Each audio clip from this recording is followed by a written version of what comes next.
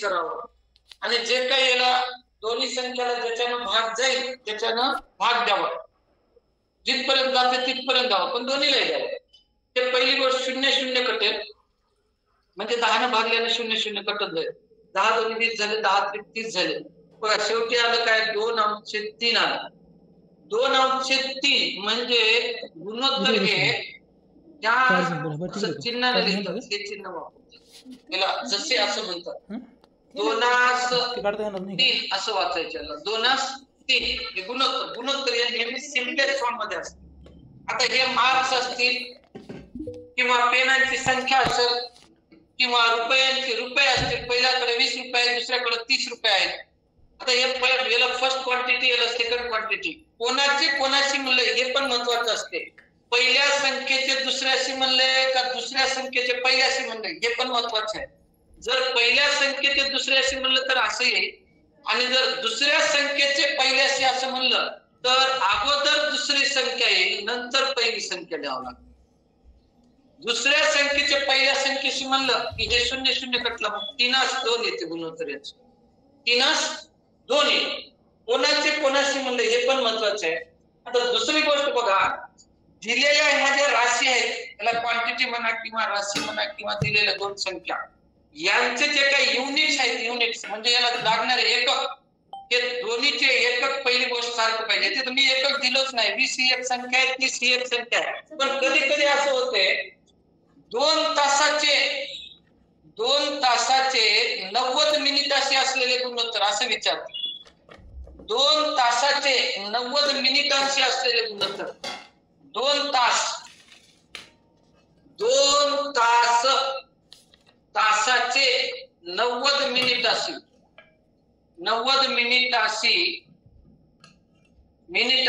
असलेले गुणोत्तर असं जर विचारलं तर आता याचे युनिट्स बघा. इथं हे जे आहे ते 2 तास आहे आणि इकडे मिनिट आहे, मिनिट. तर हे असं 2 आणि 2/90, 2 जसे 90 असं लिहिलं किंवा 2/90 लिहून जर काढल्या तर चुकते. हे तुम्हाला याचे युनिट जे आहेत ते सारखे करावे लागतील, सारखे. आता एक तर तासाला मिनिटामध्ये ना, नाहीतर मिनिटाला तासामध्ये आणा. जे सोपं वाटेल ते करा, पण आता तासाला मिनिटामध्ये नेणं सोपं आहे. 2 तास म्हणजे 120 मिनिट होते. एका तासामध्ये 60 मिनिट असतात, तर 2 गुणिले 60 म्हणजे 120 मिनिट होतात. मग आपल्याला काय म्हणले, 2 तासाचे 90 मिनिटाशी म्हणले ना. कधी कधी 90 मिनिटाचे 2 तासाचे कसं विचारतात त्याच्यावर डिपेंड आहे. पहिल्याचे दुसऱ्याशी म्हणले की आधी पहिली नंतर खाली दुसरी, दुसऱ्याचे पहिलीशी म्हणले की अगोदर पहिली नंतर दुसरी संख्या द्या. त्याच्यानंतर आता 2 तासाचे 90 मिनिटाशीच म्हणलं होतं तुम्हाला, तर 2 तास असं 2 तास लिहिता येत नाही म्हणून सांगायला. 2 तास म्हणजे 120 मिनिट. म्हणजे याचे युनिट कोणती बी काही देऊ द्या तुम्हाला, त्याचे युनिट सेम करून घ्या. एखादं लिटर दिले, आता लिटर आणि मीटर असं तर देणार नाही. लिटर आणि मीटर असं युनिट देत नाही, कारण दोघांचे युनिट एकदम डिफरंट आहेत. लिटर म्हणजे आपण कॅपॅसिटी मोजायलो, म्हणजे धारकता मोजायलो, आणि मीटर म्हणजे डिस्टन्स मोजायलो, असं येणार नाही. लिटर मध्येच येईल, पण किलो लिटर आणि हेक्टर लिटर किंवा मिली लिटर आणि लिटर असं देतात दोन क्वांटिटी. मग एकाचं लिटर आहे, एकाचं मिली लिटर आहे, ते तुम्हाला तर तिथं सेम करून घ्यावं लागेल, सारखं करून घ्यावं लागेल. लिटर मधून मिली लिटर मध्ये तरी न्या, नाहीतर मिली लिटरला लिटर मध्ये घेऊन असं करावं लागेल. आता इथं 2 तासाचे मी काय केलं, 120 मिनिट. आता बेसिक गोष्टी सांगायला थोडं पुढे जाऊ आपण. 120 मिनिट झाले आणि दुसरं काय 90 मिनिट अशी म्हणले. कटवा, ज्याच्यानं भाग जाईल त्याच्यानं कटवा. 1 0 खालचा कटला, 1 0 वरचा कटला, परत दोघाला भाग जाईल. 9 1 9 सॉरी 9 न जाणार 3 न जाईल. 3 त्रिक 9, 3 चौक 12. आता कशानच जात नाही, कशानच. म्हणजे 4/3 आले. ते हे सिम्पलेस्ट फॉर्म आहे याचं, म्हणजे याला संक्षिप्त रूपात कधी रेशो किंवा गुणोत्तर हे संक्षिप्त रूपामध्ये लिहितात. 4 जसे 3, 4/3 असं म्हणावं. 4/3 असं वाचतात. आणि जे काही गुणोत्तर येईल त्या गुणोत्तराला कुठलंही युनिट लागत नाही, ते युनिटलेस असते. त्याला कुठलंही म्हणजे ना मिनिट लागते ना तास लागते ना काही जे काही वरी काय बी असो युनिट, त्याला गुणोत्तराला कधी युनिट लागत नाही. किंवा इथं कोणत्या दोन विद्यार्थ्याला मिळालेले गुण असतील किंवा एखाद्या व्यक्तीचा पगार असेल आणि त्याचा खर्च असेल, त्याचं गुणोत्तर, पगाराचे खर्चाचे असलेले गुणोत्तर म्हणते. ह्या अशा वेगवेगळ्या गोष्टी याच्यामध्ये येऊ शकतात, ते गुणोत्तर याला म्हणतो आपण. त्याच्यानंतर प्रमाण काय असते? मग प्रमाण हे दोन प्रकारचे असतात. एक असते साधं प्रमाण आणि एक असते पारंपरिक प्रमाण म्हणून असते. पारंपरिक प्रमाण म्हणले की असे दोन रेषो असतात. दोन, हे एक रेशो आणि याच्यासारखाच म्हणजे समानच दुसरा रेशो असतो. हे एक रेशो आणि दुसरा एक असंच समान रेशो. म्हणजे कसं बघा, एक 80 दोन समान रेशो, दोन रेशो असतात आणि ते दोघे एकमेकांच्या बरोबरीने असतात. म्हणजे 80 जसे 20 आणि 40 जसे 10 असं दोन गुणोत्तर दिले. आता याचं गुणोत्तर काय आहे बघा, 80 भागिले 20 तर 0 0 कटला, बे 4 8, 4 अनुच्छेद 1 आलं तर इथं किती आहे? 40 अनुच्छेद 10 आहे. परत इथला 0 कटला, इथला 0 कटला, तर आता इकडे 4 अनुच्छेद 1 आले, इकडे बी 4 अनुच्छेद 1 आले. म्हणजे दोन्ही बी गुणोत्तर समान आहेत. असे दोन गुणोत्तर समान असतील तर त्या चार संख्या ज्या काही होत्या 1 2 3 4 या संख्या प्रमाणात आहेत असं म्हणतात. चार संख्या प्रमाणात आहेत असं म्हणतो. आता बघा, जर चार संख्या प्रमाणात असतील तर त्यांचे रेशो इक्वल येतातच. पहिली गोष्ट, आता तुम्हाला जनरली काही संख्या घेऊन दाखवतो. प्रमाणात म्हणले की चार संख्या देतात कमीत कमी. समजा ए बी सी आणि डी या चार संख्या प्रमाणात आहेत असं म्हणाले. प्रमाणात आहेत असं जर म्हणत असाल, जर प्रमाणात आहेत म्हणलं तर हे इकडं बघा, याच्यापैकी याला असं लिहिता येईल, A divide by B is equals to C divide by D असं लिहितात. A divide by B is equals to C divide by D. या चार पैकी तुम्हाला कोणत्या तीन संख्या देतात? तीन संख्या दिल्याच्या नंतर याच्यातली एक संख्या काढा म्हणतात. याची किंमत देईल, बीची देईल, सीची देईल, डी काढा म्हणते. मग ह्याला असं दिलं प्रमाणात आहेत म्हणलं तर असं लिहायचं. लिहिल्याच्या नंतर याचा तिरपा गुणाकार करून एखादी संख्या काढू शकतो. किंवा दुसरी गोष्ट काय, हे जे कडककडेचे दोन पद आहेत, हे ए आणि बी या दोघांना बाह्य पद असे म्हणतात. बाह्य, याला एक्स्ट्रीम टर्म्स असं म्हणतात. आणि हे जे मधले पद आहेत ते याला मीन टर्म्स म्हणजे मध्य पदे असं म्हणतात. मध्य पद, मध्यम पद म्हणा किंवा मध्य पदे म्हणा, हे कडक आहेत त्याला बाह्य पद म्हणा. डायरेक्टली असं जर दिलं, या संख्या प्रमाणात आहेत असं म्हणल्याच्या नंतरच तसं करावं लागेल तुम्हाला. प्रमाणात आहेत म्हणल्याच्या नंतरच तुम्हाला एखादी याच्या चार पैकी एखादी किंमत काढता येते. किंवा त्याला जर आहेत म्हणलं तरच असं लिहिता येईल, A divide by B equals to C divide by D असं लिहिता येते. ए भागिले बी बरोबर सी भागिले डी. आणि जर या प्रमाणात असतील तर असं लिहितो, आणि जर असं लिहिलं तर यांचा तिरपा गुणाकार करून किंमत आपल्याला काढू शकतो. ए गुणिले डी, ए गुणिले डी बरोबर बी गुणिले सी असं करू शकतो. मग आता ए आणि डी हे दोन बाहेरचे पद आहेत बघा, कडकडेचे दोन पद, कडकडेचे दोन पद आहेत. आणि बी आणि सी हे दोन मधले पद आहेत. म्हणजे काय, जर चार संख्या प्रमाणात असतील तर बाह्य पदांचा गुणाकार बरोबर असतो मध्य पदांचा गुणाकार. बाह्य पदांचा गुणाकार बरोबर मध्य पदांचा गुणाकार असतो. डायरेक्टली पण लिहू शकतो आपण. हे जर प्रमाणात आहेत असं म्हणलं तर, किंवा आता तर डायरेक्ट आधी म्हणते प्रमाणात आहे ए बी सी डी किंवा 1 2 याचं आता मी दिलं होतं 80 20 त्याच्यानंतर 40 आणि 10 या चार संख्या प्रमाणात मध्यपद, अंत्यपद आणि मध्यपद म्हटलं तर चालेल का? काय म्हणताय? बाह्यपद म्हणण्याऐवजी अंत्यपद आणि मध्यपद एकच. अंत्यपद म्हणू शकता. ए आणि डी हे दोघांना अंत्यपद म्हणा, आणि हे दोन मधले जे आहेत त्याला मध्यपद म्हणा. अंत्यपदाचा गुणाकार बरोबर मध्यपदांचा गुणाकार किंवा बाह्यपदांचा गुणाकार बरोबर मध्यपदांचा गुणाकार. Okay okay. बघा मी काय सांगू लागलो, जर या 4 संख्या प्रमाणात आहेत असं जर म्हणलं तरच तुम्हाला अशी मांडणी करता येते. आता 4 पैकी तुम्हाला इथली पहिली संख्या ए बरोबर 80 दिले, बी बरोबर 20 दिले, सी बरोबर 40 दिले आणि डी बरोबर दिलंच नाही किंवा चौथी संख्या तुम्हाला दिलीच नाही. चौथी संख्या काढा म्हणाले. प्रश्न काय देईल? 80, 20, 40 आणि x या 4 संख्या प्रमाणात आहेत. तर x ची किंमत किती असं विचारतं. तर मग डायरेक्टली आपण काय करू शकता, बघा ते एक उगा असं 80 भागिले 20 बरोबर 40 भागिले x असं लिहित बसण्यापेक्षा डायरेक्ट एक स्टेप न पुढे जाल, कडेच्या पदांचा गुणाकार करा. कडेचे 80 गुणिले x बरोबर 20 गुणिले 40. आता इथे x ची किंमत मी 10 काढलो होतो. 10 येते का बघा. x बरोबर 20 गुणिले 40 भागिले 80. तर 40 एक 40 झाले, 40 दोन्ही 80 झाले, 2 एक 2 झाले, 2 एक 20 शून्य आले का x बरोबर 10. कळलं? जर 4 संख्या प्रमाणात आहेत असं म्हणलं तर तुम्हाला असं लिहिता येईल.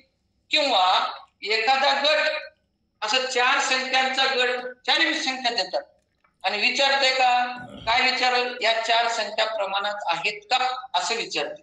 मग प्रमाणात आहेत किंवा नाही हे कसं ठरवायचं? जर कडच्या 2 संख्यांचा गुणाकार हा मधल्या 2 संख्यांच्या बरोबर आला तर ते प्रमाणात आहेत म्हणा, नाहीतर नाही म्हणा. म्हणजे आधीच आहेत म्हणल्यावर तर नो प्रॉब्लेम, डायरेक्ट आपण लिहून हे करू शकतो. म्हणजे आहेत म्हणल्यावर 4 संख्या देणारच नाही तुम्हाला, त्याच्यापैकी 3 देतील, एक संख्या काढायला होतं. आणि जर 4 संख्या दिल्या तर विचाराल काय, या संख्या प्रमाणात आहेत का असं विचारेल. जर प्रमाणात आहेत का असं विचारलं तर डायरेक्टली एक तर रेशो काढू शकता किंवा तिरपा गुणाकार असं मांडून 80 भागिले 20 बरोबर 40 भागिले x असं लिहू शकता. असं लिहून तिरपा गुणाकार करून मी सांगू शकता. किंवा हे x कसं येईल, x येणार नाही, तिथं 10 होतं. 10 4 संख्या दिल्यावर प्रमाणात आहेत का असं विचारायला. शून्य कटला, इथला कटला, इथं वरती खालीच कटला. 2 एक 2 झाले, 2 चौक 8 झाले, एक इथंची 1 4 अंशछेद 1 ऑलरेडी आलेला आहे. म्हणजे 4 अंशछेद 1 बरोबर 4 अंशछेद 1 असं जर आलं तर या संख्या दिलेल्या प्रमाणात आहेत, अधिक प्रमाणात होत्या त्या आहेत. त्या संख्या प्रमाणात आहेत असं म्हणा, नाही तर नाही म्हणून सांगा. जर बरोबर आलं नाही तर नाही म्हणा. आता रेषेत काढावं असं काही नाही. कडच्या दोघांचा गुणाकार बरोबर मधल्याच्या कडच्या दोघांचा गुणाकार बरोबर मध्य पदांचा गुणाकार जर आला तर त्या 4 संख्या प्रमाणात आहेत म्हणा, अन्यथा नाहीत म्हणून सांगा. ओके. मग आता हे झालं प्रमाण. आता प्रमाणामध्ये 4 संख्या किंवा लिहिण्याची सिस्टीम काय आहे बघा. प्रमाणात ABCDEFG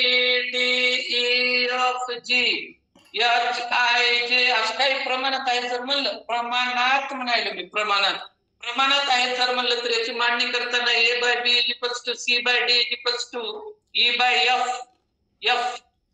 = G/H असं लिहितात. असं किती संख्या दिलं तरी असं लिहितात. आणि याच संख्या हे प्रमाणात. आणि दुसरं काय म्हणू लागलो होतो मी, परंपरित प्रमाण असते. परंपरित प्रमाण. परंपरित प्रमाण म्हणलं की 4 संख्या देणार, 3च देतात.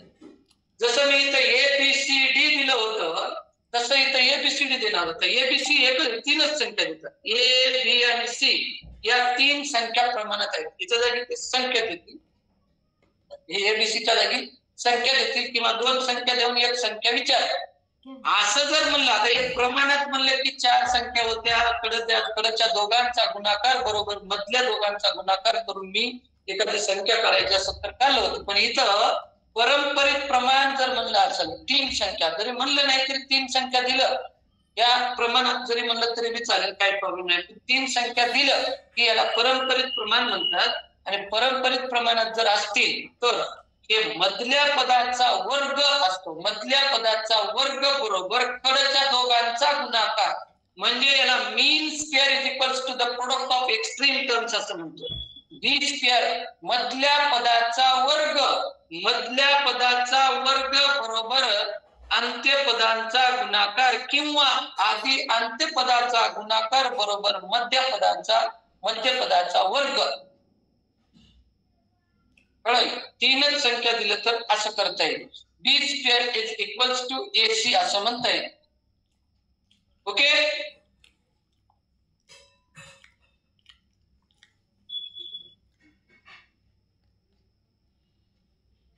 कळलं का?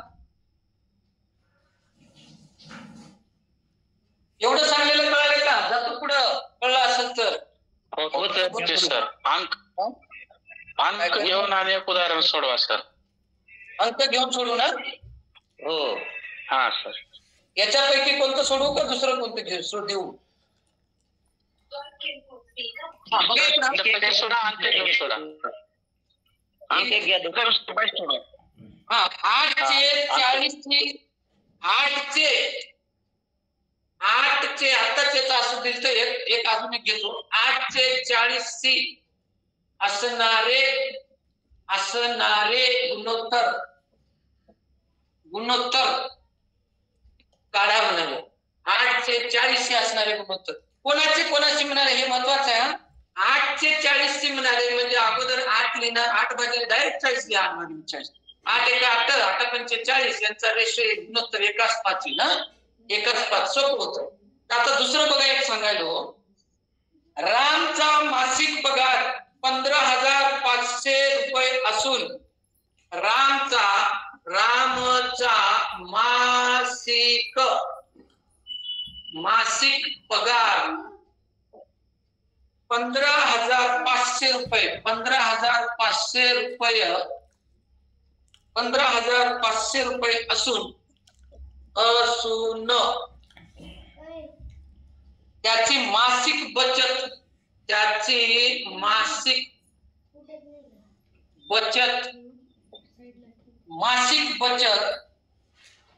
3,500 रुपये आहे. 3,500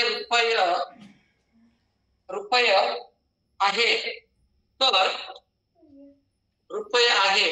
तर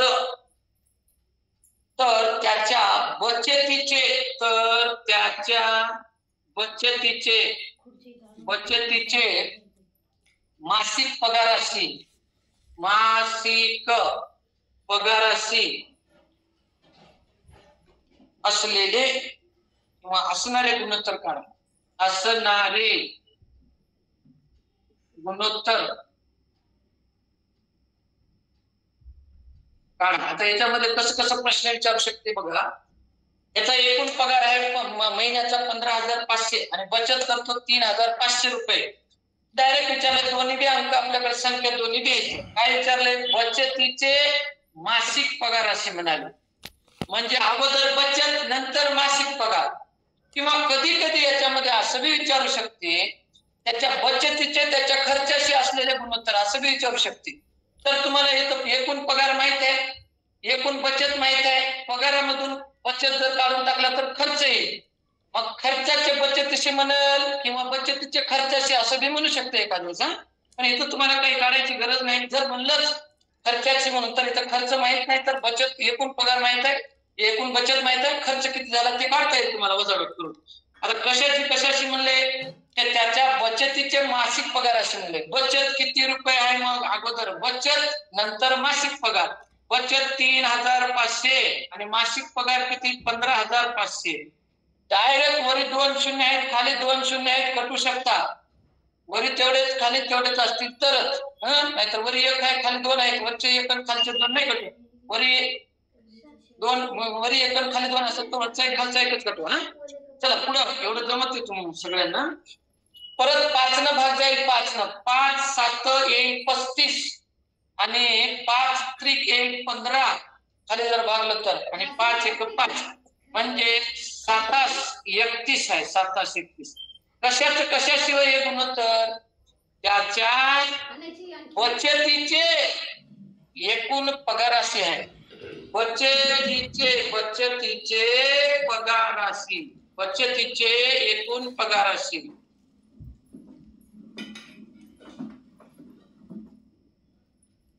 बचतीचे एकूण पगाराशी गुणोत्तर जर म्हणलं तर असेल.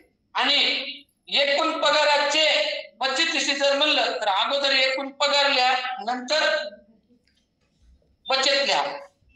उलट होईल, उलट, दुसरं काहीच नाही. अगोदर 31 येईल नंतर 7, 31 7, त्याला 7 31 असं वाचतात. कळून लिहायचं तर लिहा, पटकन पुढे जाऊ.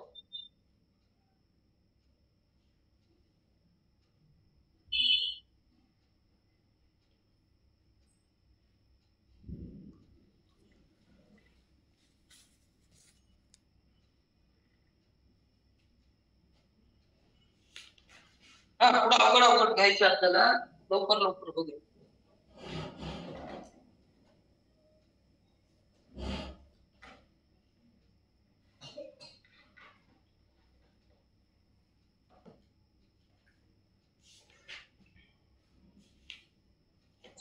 पुढे सिनेमाच्या 3 तासापैकी 1 तास 15 मिनिटांचा कालावधी संपला.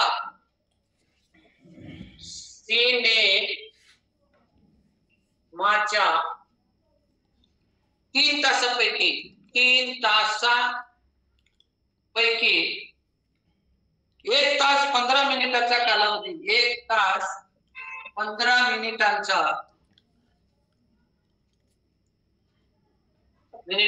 कालावधी संपला.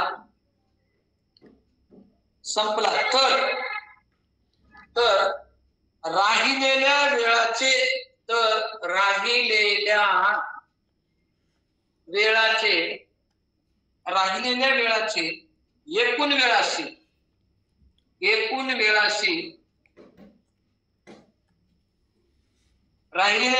एकूण वेळाशी असणारे गुणोत्तर काढा.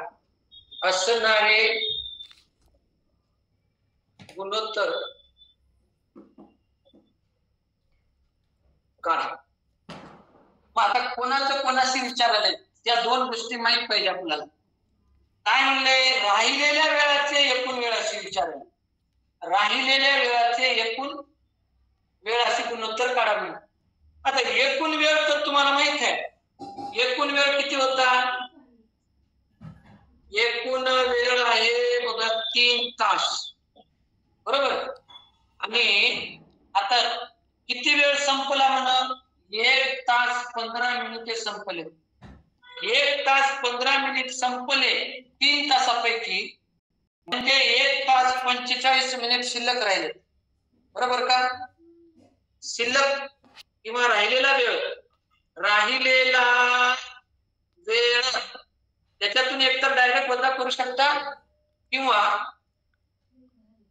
डायरेक्ट जर समजत असेल तर तसं काढून घ्या. 1 तास 15 मिनिट गेले म्हणजे 1 तास 45 मिनिटे शिल्लक राहिले. अजून 1 तास 45 मिनिट शिल्लक राहिले. आता पहिले आता तुम्हाला काय म्हणलंय? राहिलेल्या वेळाचे एकूण वेळाशी गुणोत्तर म्हणले. राहिलेला वेळ एवढा आहे आणि एकूण वेळ एवढा आहे. पण इथं बघा 1 तास 45 मिनिट, तास आणि मिनिटात वेळ आहे. इथं फक्त तासातच वेळ आहे. पण एक तर काय करा, एक तर याला मिनिटाला तासामध्ये बी करून घेता येईल. 1 तास 45 मिनिट जर म्हणल्या तुम्ही तर 1.75 तास एवढं होते. 1.75 तास होईल. तसं करू शकता, किंवा डायरेक्ट मिनिटात करायला सोपं जात असेल तर मिनिटात करा. 3 तास म्हणजे 3 गुणिले 60 मिनिट होतील. 3 सक 18 आणि 1 0 हे झाले मिनिट. आणि याचे पण मिनिट करून घ्या. 1 तास म्हणजे 60 मिनिट अधिक 45 मिनिट. 60 आणि 45 म्हणजे 105 मिनिट झाले का? मग कोणाशी मिळाले? तर राहिलेल्या वेळेचे एकूण वेळेशी मिळाले. राहिलेल्या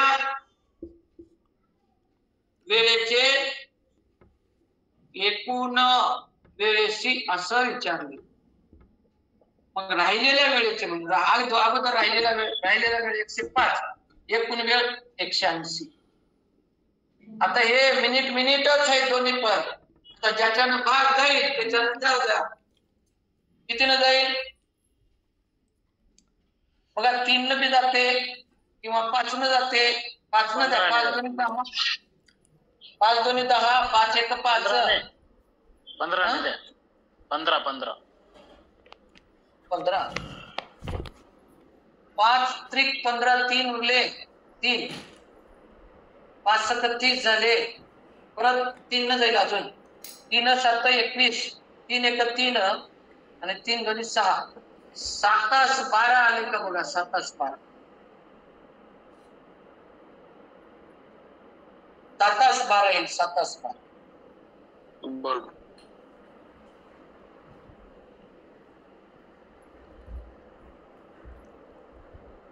हे काय तेवढं अवघड नाही. जे विचारले कोणाचे कोणाशी म्हणलं हे सगळ्यात महत्वाचं आहे. तेवढं बाकी काही गोष्टी नाही. फक्त याच्यामध्ये काय महत्वाचं होतं एक म्हणजे युनिट सेम करायचं होतं. त्याचे एकक सारखे पाहिजे एकक. आणि दुसरी गोष्ट काय पाहिजे काय म्हणले कोणाचे कोणाशी म्हणले कधी कधी पहिल्याचे दुसऱ्याशी दुसऱ्याचे पहिल्याचे दुसऱ्याशी किंवा इथं राहिलेल्या वेळेचे एकूण वेळेशी म्हणले. कधी कधी मग एकूण वेळेचे राहिलेल्या वेळेशी म्हणते किंवा एकूण वेळेचे संपलेल्या वेळेशी म्हणत संपलेल्या वेळेचे राहिलेल्या वेळेशी म्हणत राहिलेल्या वेळेचे संपलेल्या वेळेशी असं इथं थोडं हे होऊ शकते कमी जास्त करू शकते.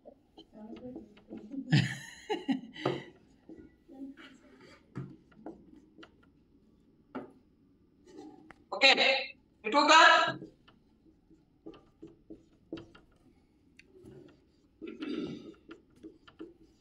भेटू आवाज यायला माझा ओके सर. Continue okay.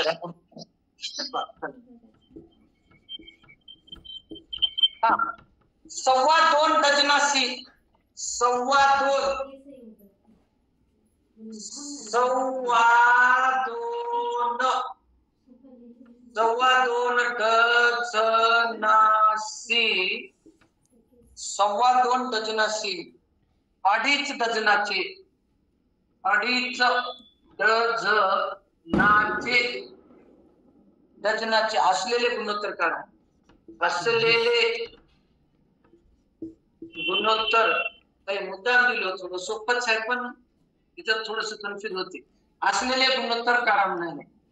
आता इथं दोन्हीकडे डझनच आहे 2.25 डझन 2.25 डझन आणि इथं 2.5 डझन दोन्ही डझन आहे काही प्रॉब्लेम नाही पण लिहिताना सुद्धा लिहिता आलं पाहिजे. 2.25 डझन म्हणजे 2.25 डझन होईल.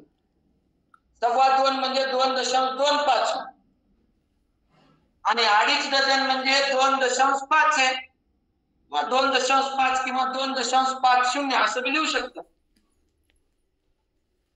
ओके पण इथं कोणाचे कोणाशी म्हणलं हे महत्वाचं आहे कोणाचे किंवा क्वांटिटी काढा हे डायरेक्ट युनिट मध्ये काढा.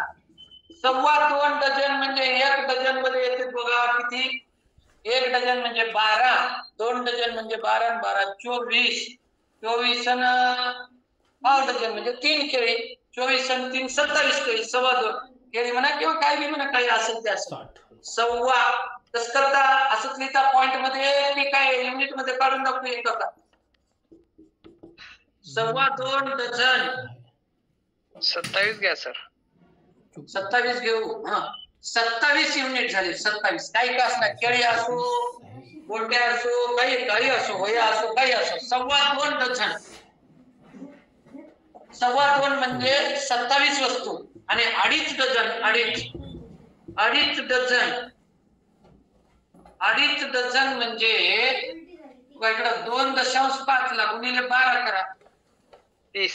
2.5 डझन 24 आणि 6 वस्तू 30 झाल्या 30 पण इथं कोणाचे कोणाशी म्हणलं हे महत्वाचं आहे म्हणून मी दिलो. हा नंतर पहिलं दिले 2.25 डझनाचे 2.5 डझनाचे आधी 2.25 डझन 27 30 असं लिहिलं की चुकलं.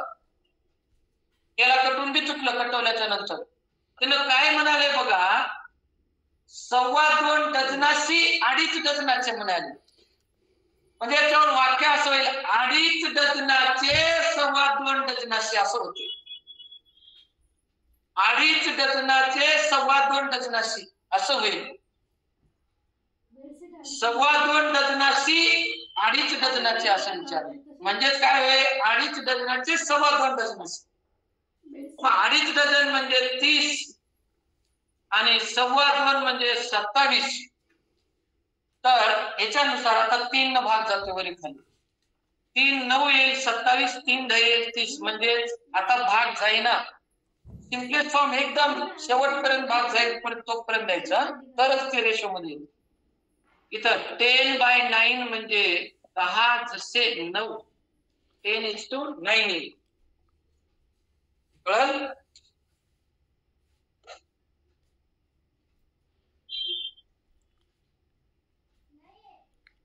चला पुढं. एक आत्ताच असं दिलं 4 संख्यावालं त्याच्यामध्ये x दिलेलं 10 20 परत एकदा 20 10 20 20 आणि x या संख्या प्रमाणात आहेत असं म्हणलंय. प्रमाणात आहेत म्हणल्याच्या नंतरच तुम्हाला तशी मांडणी करता येईल. या चार संख्या म्हणू की या संख्या म्हणू, या चार संख्या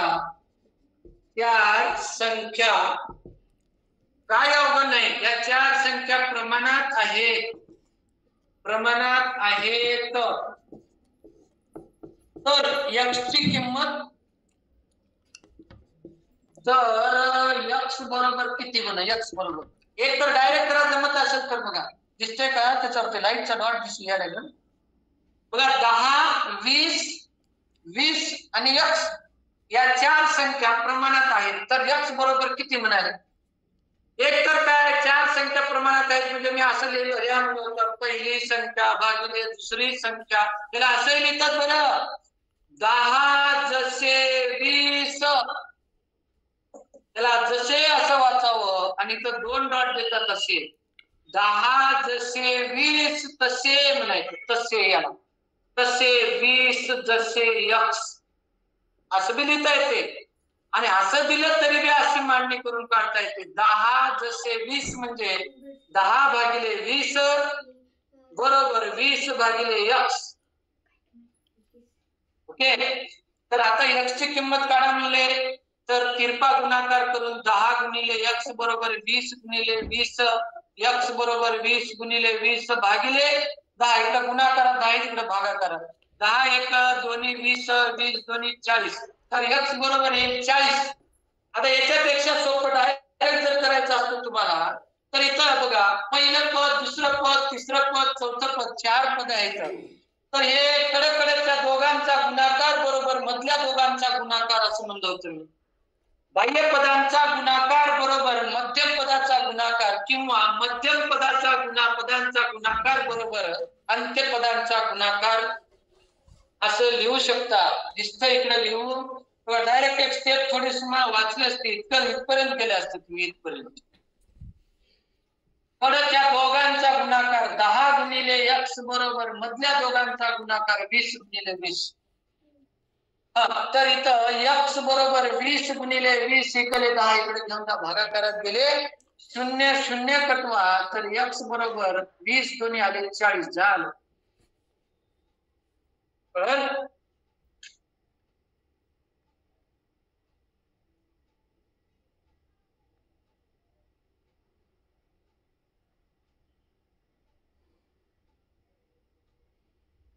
चला पुढं.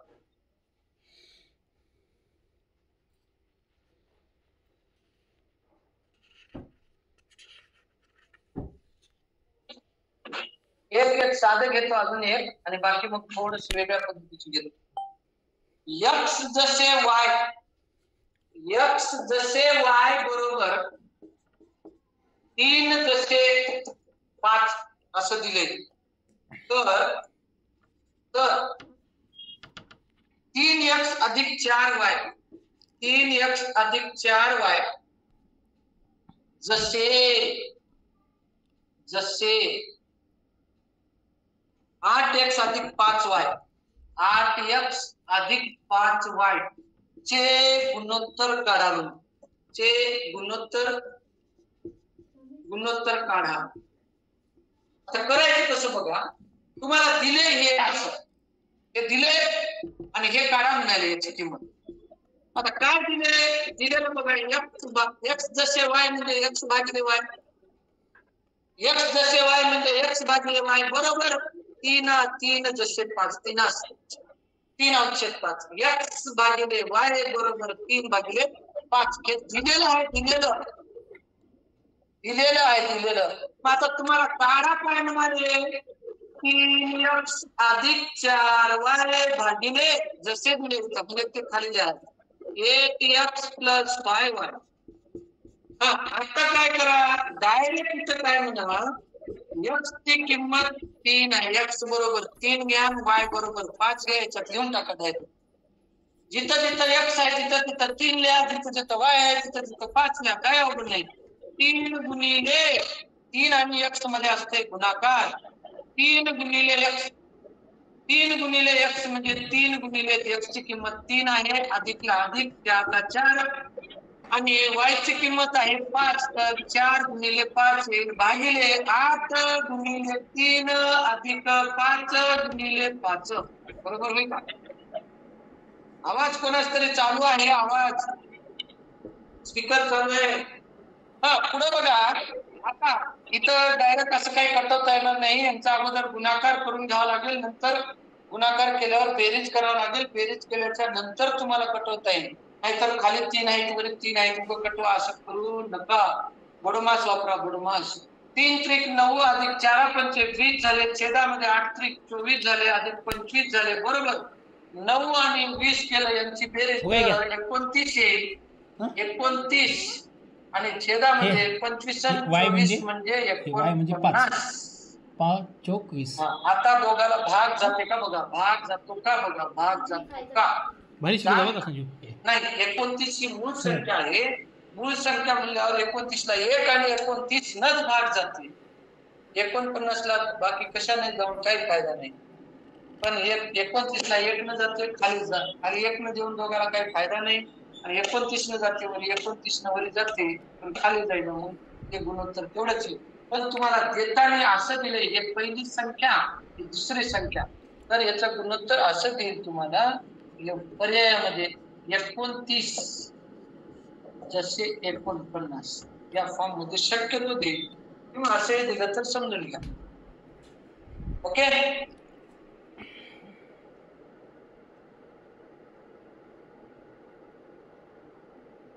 समजतं का?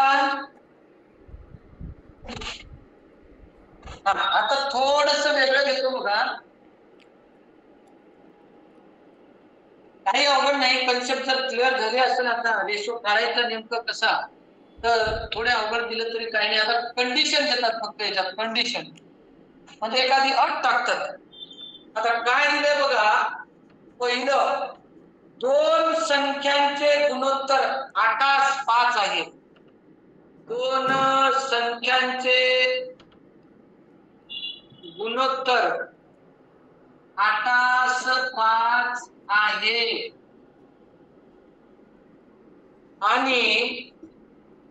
आणि त्या संख्यांची बेरीज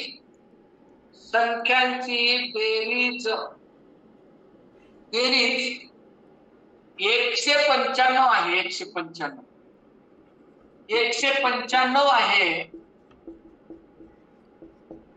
तर त्या संख्यामधील फरक करा म्हणून, तर त्या संख्यामध्ये फरक काढा. प्रश्न नीट समजून घ्या. प्रश्न जर कळाला तरच उत्तर काढता येईल, प्रश्नच कळाला नाही तर मग काही अर्थ नाही. काय दिलंय तुम्हाला, 2 संख्यांचे गुणोत्तर दिले.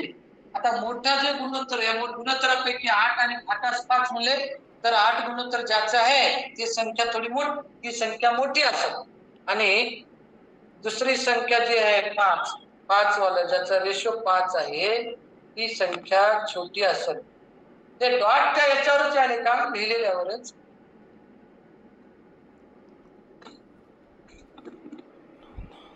काही प्रॉब्लेम नाही सर.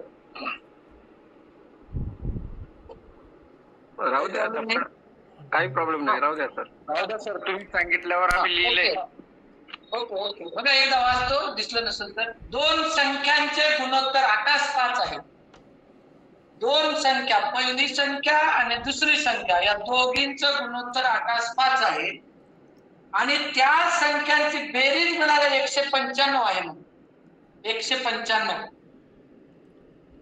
तर त्या संख्यामधील फरक काढा म्हणाले. आता बघा तुम्हाला पहिल्या सुरूला मी असं काहीतरी 20 आणि 30 काहीतरी असं दोन संख्या दिसतो बघा, 20 आणि 30. याचं गुणोत्तर काढताना आपण काय केलं? गुणोत्तर काढताना 20/30 असं केलं. समान पट काय येते, काय पट काय असते, समान पट काय असते ते मी सांगण्यासाठी राहिलो. 20/30 आहे. याचा रेशो काढताना गुणोत्तर काढताना काय केलं आपण? याला दोघांनाही 10ने भाग जाते.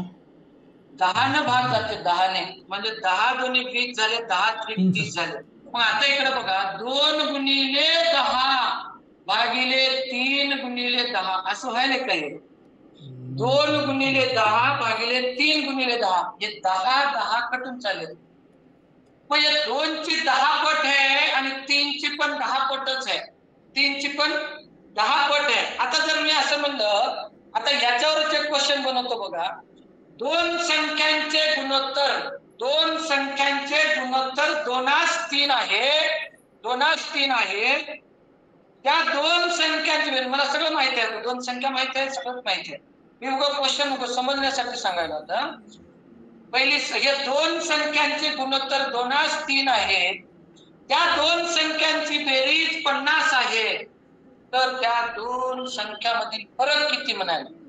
आता फरक आपल्याला समजा या दोन संख्या माहित नव्हत्या, फक्त एवढं दिले, दोन संख्यांचे गुणोत्तर 2:3 आहे, दोघांची बेरीज 50 आहे. तर त्या दोन संख्येमधील फरक किती म्हणले? तसं तर जर जमत असेल तर डायरेक्टली जे येते हे लॉजिकली येऊन जाते, तर पण ते जमत नसेल तर थोडं बघायचं. आता गुणोत्तर दिले बघा 2:3. कोणतंही गुणोत्तर दिलं, संख्या वगैरे काही वय वगैरे असं काही दिलं की त्यांची एक समान पट मानायची. समान पट. आता समान पट म्हणजे काय होईल? हे 2 ची 10 पट, 3 ची बी 10 पटच केलं तुम्ही, तर हे दोघांनाही 10 पट न गुणलं म्हणजे 10 ही दोघांची बी समान पट, दोघांची समान पट आहे. आता इथं बघा, समान पट मी x मानतो, दिलेल्या गुणोत्तराची समान पट x मानू असं म्हणायचं. एवढं मनात लिहित बसायची गरज नाही. दुसऱ्या तिसऱ्या एक्झाम्पलला मी डायरेक्ट सांगतो, तरी फक्त समजून घ्या. अगोदर समजलं तर अरे अडचण जाणार नाही. दिलेल्या गुणोत्तराची समान पट x मानू x मानू x.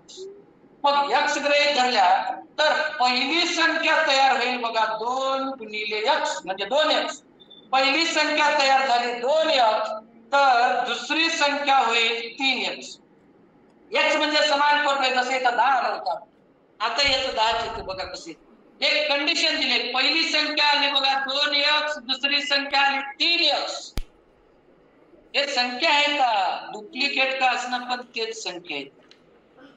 या संख्या आहे, पहिली संख्या ही आहे, दुसरी संख्या ही आहे. आता काय म्हणाले? दोघींची बेरीज येते म्हणा किती? 50. दोन संख्यांची बेरीज 50 आहे म्हणजे अट दिली आपल्याला.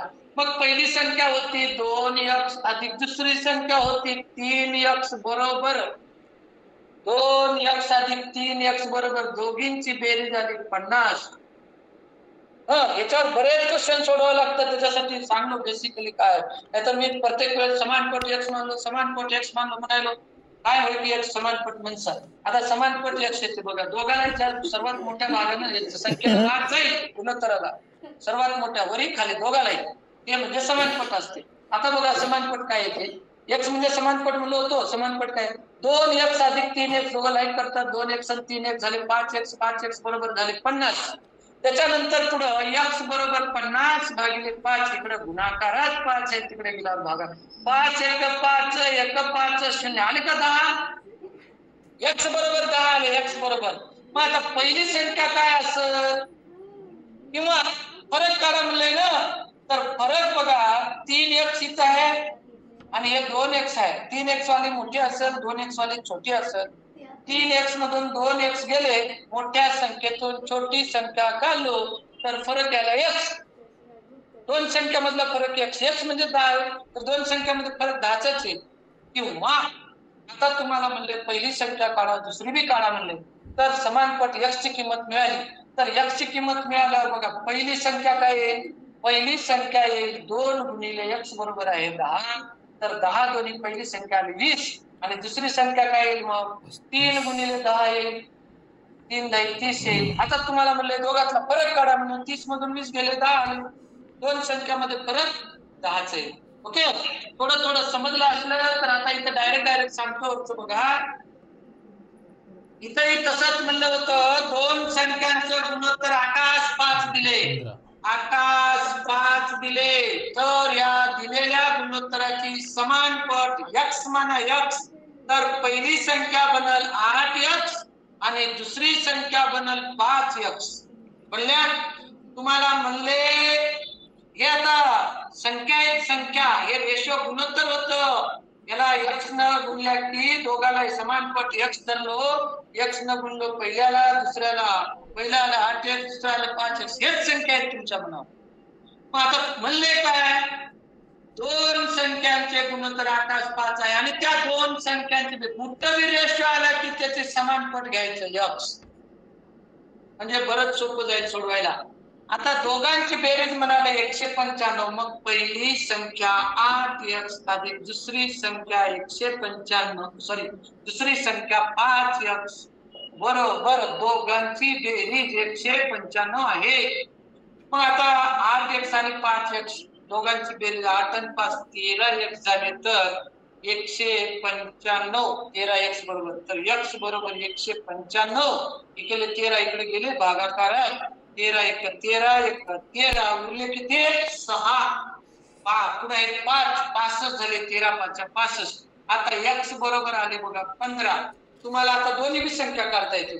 पहिली संख्या काढा जर म्हणलं तर पहिली संख्या 8 गुणिले 15 येईल, 15 8 120. दुसरी संख्या जर काढा म्हणलं तर 5 गुणिले 15 येईल, 15 5 75. तर तर तुम्हाला विचारले काय, दोन संख्यामधील फरक म्हणले, फरक म्हणल्यावर वजाबाकी करावं लागेल, फरक डिफरन्स, फरक 120. किंवा तुम्हाला जेव्हा x मिळालाय ना तेव्हाच फरक बी काढता येईल. x मिळालं की बघा की x या दोघांमध्ये किती x चा फरक आहे, 8x मधून 5x गेले तर फरक आहे 3x चा.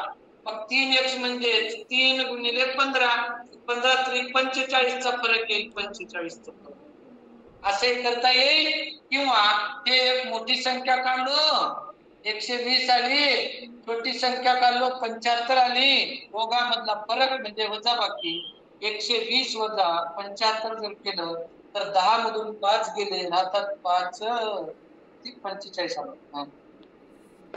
कळलं?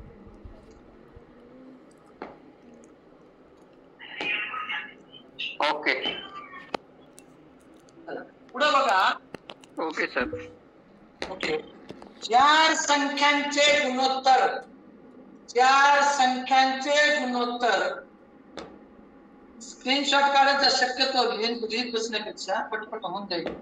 चार संख्यांचे गुणोत्तर 15 7 6 9 आहे. चार संख्यांचे गुणोत्तर, चार संख्यांचे गुणोत्तर 15 7 6 9 हे प्रमाण नव्हा. चार संख्या जसं दोन संख्या गुणोत्तरात देतात की नाही प्रमाणात, तसं इथं गुणोत्तरच्या दोन संख्यांचं आहे. आताच दिलं होतं की किती होतं मागचं काहीतरी 20 30 असं दिलं, तसं इथं चार संख्या प्रमाणात. चार संख्यांचं गुणोत्तर प्रमाणात नाही गुणोत्तरात. चार संख्यांचे गुणोत्तर 15 7 6 9 आहे. त्या सर्व संख्यांची बेरीज, त्या सर्व संख्यांची बेरीज सेम आहे मागच्या सारखं. त्या सर्व संख्यांची बेरीज 592, 592 आहे, 592 आहे. तर मधल्या दोन संख्यातील फरक किती बनतो, तर मधल्या दोन संख्यामधील फरक किती. बघा डायरेक्ट आता जर कळत असेल सरळ यांची बेरीज करून याला भागले की मी समानपट येते. सरळ त्याची रेशोची बेरीज करून कळत नसेल तर इकडे बघा, चार संख्या आहेत पण चार संख्यांचं गुणोत्तर दिले. तिथं बघा 15 7 6 9 दिले. गुणोत्तर काय आहे 15 7 6 9. मग समानपट x म्हणा, समानपट सोपं जाईल. समानपट पहिली संख्या येईल 15x दुसरी संख्या येईल 7x, तिसरी संख्या येईल 6x आणि चौथी संख्या येईल 9x. काय म्हणले यांची बेरीज म्हणले म्हणून मी ऑलरेडी बेरजेत लिहिलं होतं. या चार संख्यांची बेरीज म्हणले 592 येते म्हणून 592. मग आता 592 म्हणलं आता x ची किंमत काढावी लागेल आपल्याला. पहिली संख्या ही आहे, x सोबत घेतलं की तीच संख्या आहे. हे रेशो होतं, गुणोत्तर होतं. हे पहिली संख्या, दुसरी संख्या, तिसरी संख्या, चौथी संख्या. चार संख्यांची बेरीज 592 आहे. तर तुम्हाला मधल्या दोन संख्येतील फरक काढा म्हणजे मधल्या दोन संख्या. आता नेमकं संख्या तर कोणत्या कळावं लागेल किंवा x ची व्हॅल्यू तरी कळावं लागेल. कळत असेल तर हे 15 आणि 7 आणि 6 आणि 9 यांची बेरीज करण्याला डायरेक्ट भागल्या की उत्तर आहे. या दोघांतला फरक 7 मधून 6 गेले तर एकच उरायला म्हणजे एक x म्हणजे x ची किंमत आली म्हणजे x म्हणजे समान पट आहे आणि एवढ्या त्याला भागले समान पटच येते. तेवढं कळलं तसंच तर बघा जसं सांगायला बघा. 15 आणि 7 किती आहे? 15 आणि 7 22, 22 आणि 6 22 आणि 6 28, 28 आणि 9 37 होईल. 28 आणि 9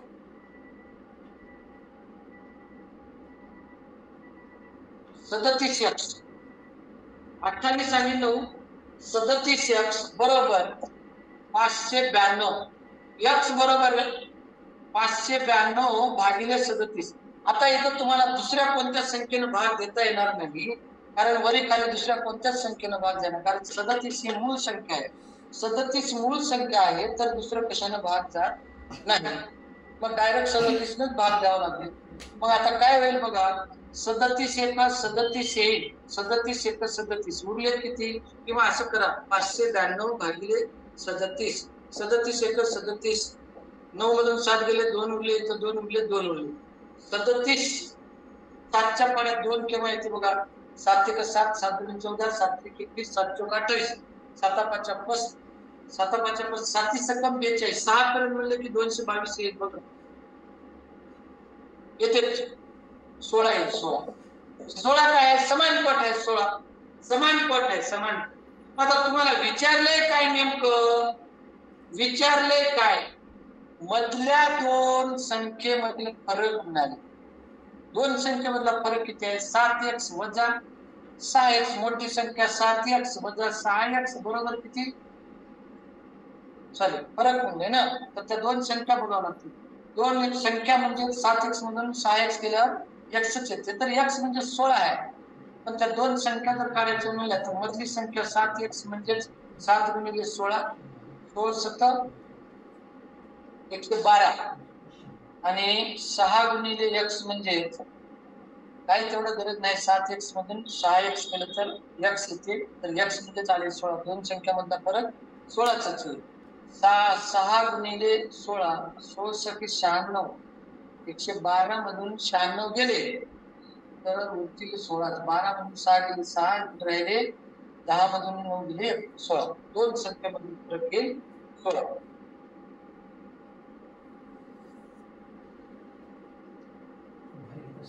याच्यामध्ये आता बघा सर्वात मोठी संख्या कोणती म्हणलं, अच्छा असंच देऊ. तीन संख्या तीन संख्यांचं गुणोत्तर देईल, 4चं देईल.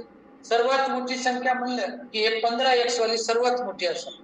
सर्वात छोटी संख्या कोणती म्हणलं की 6x वाली सर्वात छोटी असेल.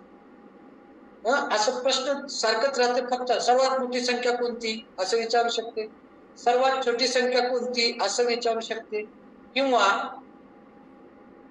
सर्वात मोठी व सर्वात लहान संख्येमधील फरक विचारू शकते. तर ते सर्वात मोठी संख्या आहे 15x वाली, 6x वाली सर्वात छोटी, दोन्ही मधला फरक असं काढता येते.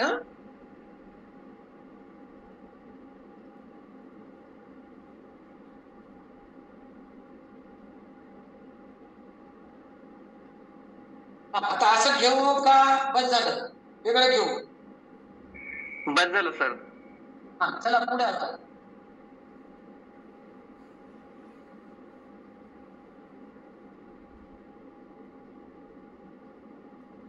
वाटलं तर असे क्वेश्चन जर तुम्हाला पाहिजे असेल तर मी तो मोबाईल वगैरे टाकतो फोटो, किंवा तुमच्याकडे पुस्तक असेल तर त्याच्यानुसार थोडं सोडवा म्हणजे जमत.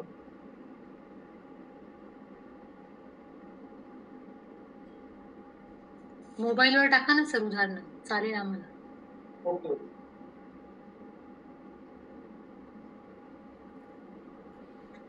एक्सचा 5/6 भाग, एक्सचा 5/6 भाग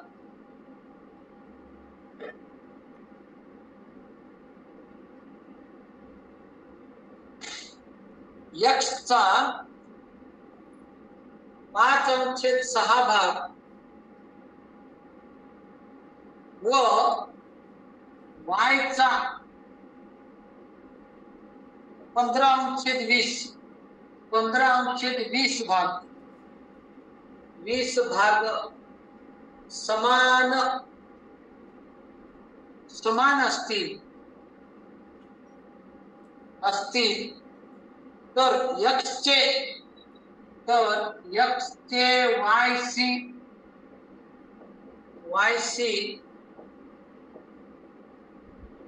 गुणोत्तर सांगा. आता बघा, सरळ सरळ वाक्य काय बोललेलं आहे. एक्सचा 5/6 भाग व वायचा 15/20 भाग, हे दोन्ही बी समान आहेत म्हणाले. समान आहेत तर तसेच मांडणी करायची. चाचीचे असं दिलं की गुणिले घ्यायचे. चाचीचे म्हणजे गुणिले घ्यायचे. एक्सचा 5/6 बरोबर वायचा 15/20 असं म्हणले. तर काय म्हणाले, एक्सचे वायसी असलेले गुणोत्तर शोधा म्हणून. सोपं एकदम.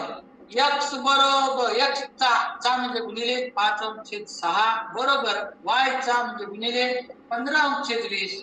तर आता तुम्हाला म्हणाले एक्सचे वायसी, तर एक्स भागिले वाय म्हणजे एक्सचे वायसीच आहे. इकडे वाय गुणाकारात आहे तर इकडे घेऊन येतात. एक्स इकडे गुणाकारात आहे तर इकडे आले भागाकारात. इकडे 15/20 जशाला तसेच ठेवून द्या. इकडं हे गुणाकारात होतं 5/6, तर तिकडे गेलं की रेसिप्रोकल म्हणजे व्यस्त होते. व्यस्त गुणाकार व्यस्त म्हणतो. तुम्हाला जर गुणाकारातच लिहायचं असेल तर खालचे 6 वरी जातात, वरचे 5 खाली येतात. त्याला गुणाकार व्यस्त म्हणतो. किंवा नाही म्हणलं तर मग असं गुणाकारात आहे तर सरळ सरळ असंच उचला ना, असंच घेऊन भागाकारात लिहा. एवढं करू नका, डायरेक्ट असं खालची संख्या वरी लिहा, वरची संख्या खाली लिहा. 6/5 बरोबर माहित असेल. मी प्रत्येक वेळेस आपण सोडवतोच. मग आता ज्याला कटते त्याला कटवा. 5 × 5 त्रिक 15. त्याच्यानंतर इथं 2 न भाग जाईल बघा. 2 त्रिक 6, 2 10 20, 3 त्रिक आले वर 9, खाली आले 10. मग एक्सचे वायसी गुणोत्तर 9/10 आहे. एक्सचे वायसी असलेले गुणोत्तर 9/10. ते 9/10 9. कळलं?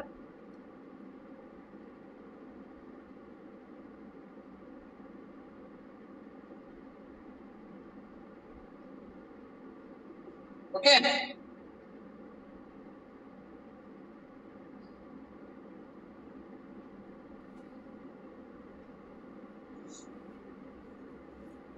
थोडं पुढं.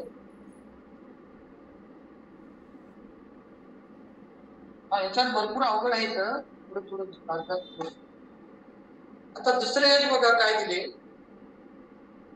काहीच नाही, सोपं आहे. 21/34 21/34 या संख्येचे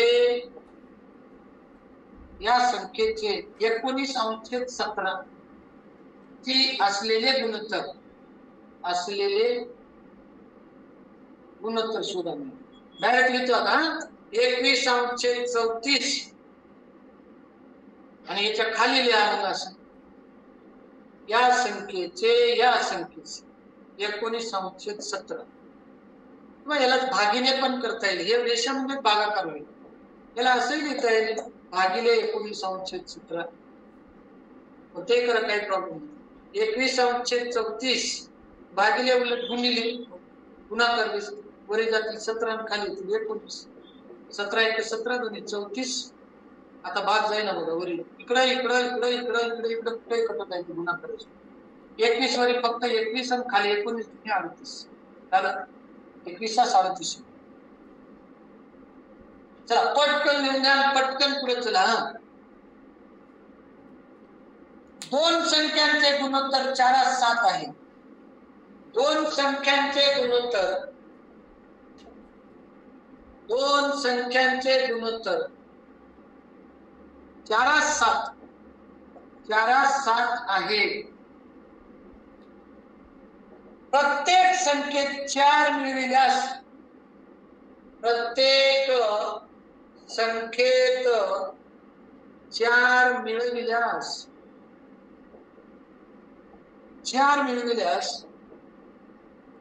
तयार होणाऱ्या नवीन संख्यांचे गुणोत्तर मिळविल्यास तयार होणाऱ्या नवीन संख्यांचे गुणोत्तर 3/5 होते. 3/5 होते. तर मूळच्या संख्या शोधा. तर मूळच्या संख्या शोधा. हे नाही प्रश्न नीट समजून घ्या, वाचा एकदा वाटलं तर. दोन संख्यांचे गुणोत्तर काय म्हणले? 4 7 आहे. 4 7. बघा इकडं दोन संख्यांचे गुणोत्तर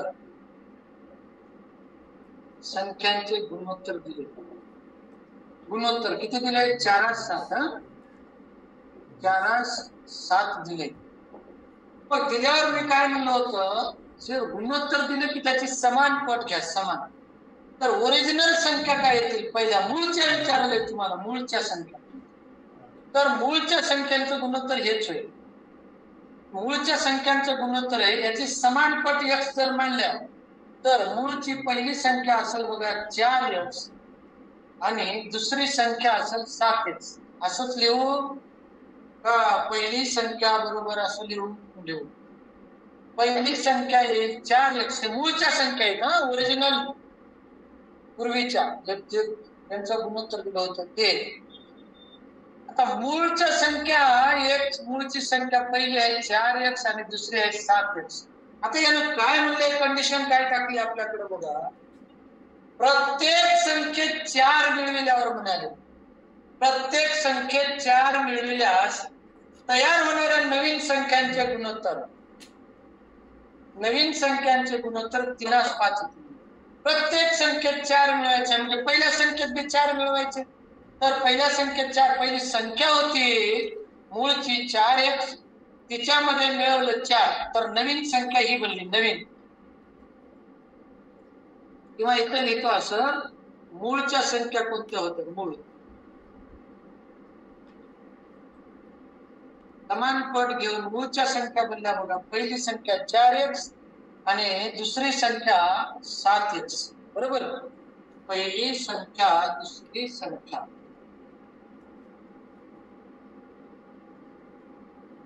मग आता काय म्हणले, प्रत्येक संख्येमध्ये 4 मिळवल्यास याच्यात 4 मिळवलं 4x अधिक 4 ही नवीन संख्या तयार झाली. नवीन तेव्हा काय नवीन होय नवीन. आणि दुसऱ्या दोन्ही संख्येत 4च मिळवायचं आहे. याच्यात बी 4 मिळवलं तर 7x अधिक 4 तयार झाले. नवीन संख्यांचे गुणोत्तर म्हणाले. नवीन संख्यांचं गुणोत्तर. मग नवीन संख्यांचं गुणोत्तर कोणाच्या बरोबर आहे? 3/5 बरोबर आहे. मग नवीन संख्यांचं गुणोत्तर इथं लिहिलो. पहिली संख्या 4x अधिक 4 भागिले दुसरी संख्या 7x अधिक 4. नवीन संख्यांचं गुणोत्तर कोणाच्या बरोबर आहे? 3/5. मग इथं लिहा 3/5 म्हणजे 3/5. त्याला सोडवं लागेल आता तिरपा गुणाकार. कोणाचाही कोणासोबत करा, कारण बघा इकडे कोणाचा कोणासोबत करा याला मी थोडंसं अर्थ आहे. 5 गुणिले 4 केलं तर 20x होईल आणि 3 गुणिले 7 केलं तर 21 होईल. तर यांचा अगोदर केला म्हणजे x जर आपल्याला या कोणाला ठेवायचा असेल तर यांचा अगोदर गुणाकार. 3 गुणिले 7. आता याच्यानं मी काल पण सांगितलं होतं तुम्हाला माग गुणाकार करताना 3 आणि इथं खाली 2 पद आहेत. तर 3 कंसामध्ये या पूर्ण पदाला गुणावं लागेल. 3 कंसामध्ये 7x अधिक 4 बरोबर हे 5 आणि याच्या पूर्ण पदाला दोन्हीला गुणावं लागेल. 5 गुणिले 4x अधिक 4 असं जर केलं तर 3 गुणिले 7 प्लस इंटू प्लस प्लस अधिक अधिक अधिक अधिक गुणिले अधिक 7 1 21 झाले x. त्याच्यानंतर याच्यानं दुसऱ्या पदाला इथं प्लस आहे तरी प्लस आहे, कधी कधी मायनस म्हणते, मायनस मायनस साईन येते, मग इथं मग प्लस इंटू मायनस मग मायनस होते. हे इथं प्लस आहे इथं बी प्लस आहे, प्लस इंटू प्लस प्लसच होईल. तर 3 गुणिले 4 केलं तर 3 चौक 12 झाले, बरोबरला बरोबर. 5 गुणिले 4 केल्या 5 गुणिले 4 5 गुणिले 4 केले की 20 आणि x ला x. त्याच्यानंतर याच्यानंच आता दुसऱ्या पदाला 5 गुणिले 4 केलं तर अधिक गुणिले अधिक अधिकच 5 गुणिले 4 आले 20. त्याच्यानंतर लाईफ टर्म एका साईडला घेऊन जा. हे 21x आहेत आणि इकडं 20x आहेत, त्याला इकडं आण. त्याची दोघांची बेरीज वजाबाकी आपल्याला करता येईल. 21x वजा 20x बरोबर इकडे राहिले बघा 20 आणि हे त्या 20 ला लाईट करते म्हणून तिकडे जाईल 12. त्याच्यानंतर 21 मधून 20 गेले तर x उरले फक्त. 21x मधून 20x गेले तर x उरले आणि 20 मधून 12 गेले तर उरतात 8. मग x ची किंमत आली 8. तुम्हाला विचारले मूळच्या संख्या शोधा म्हणून मूळच्या. मग मूळच्या संख्या काहीतरी लिहिली आहे. मूळची संख्या जर म्हणलं तर x बरोबर आले 8. मूळची संख्या पहिली होती 4x म्हणल्यावर मूळची संख्या 4 गुणिले 8 येईल. 4 गुणिले 8 पहिली संख्या 4 गुणिले 8 8 चौक 32 येईल आणि दुसरी संख्या येईल बघा 7x म्हणजे 7 गुणिले 8 7 8 56 येईल. पहिली संख्या 32 त्या मूळच्या संख्या 32 आणि 56 या दोन संख्या असतात. 32 व 56.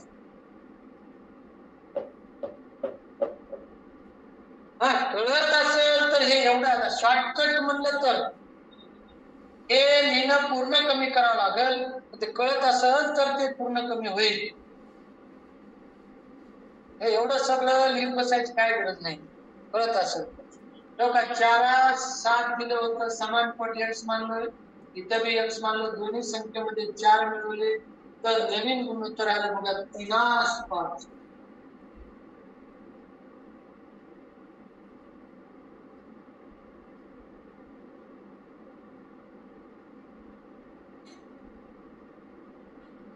टाईम झाला वाटते माझ्या मते.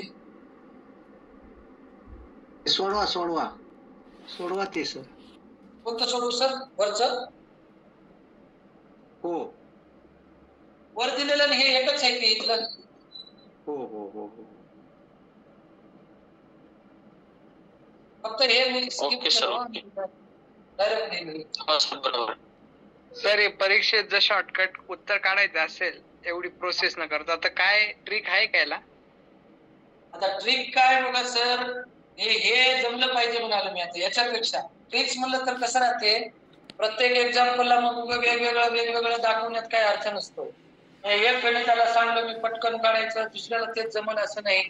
आपल्याला एकच व्हिडिओ करून टाकायचं नाही बाबा एवढं पटकन सांगतो सर असं म्हणायचं काही नाही. प्रत्येकाला वेगवेगळं लागते.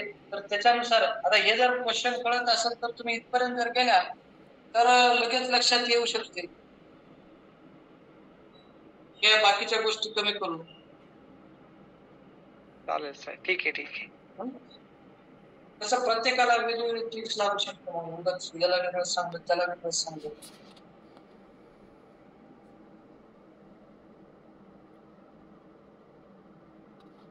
परफेक्ट जर जमत असेल तर काही वेळ लागत नाही, साधच आहे.